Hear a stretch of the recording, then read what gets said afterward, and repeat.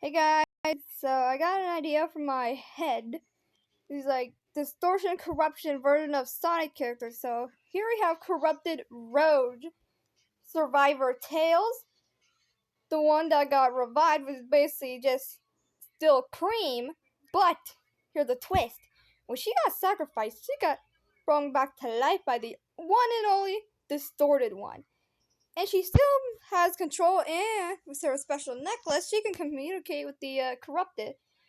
Survivor Silver, Survivor Sally, Corrupted Sally, Survivor Knuckles, Survivor Sonic, Corrupted Sonic, Corrupted Tails, Survivor Shadow, the Torture One, aka Sunky, Mojang, Speedway, Hannah, sorry, and the final phase.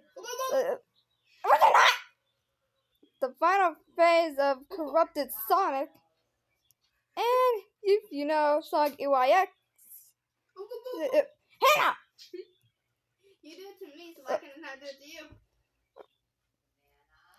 Sorry, it's my sister. My bad. I'm her sister. Yeah? Okay, bye for now. I still have more to complete. Comment down below which character should be next. And okay, bye.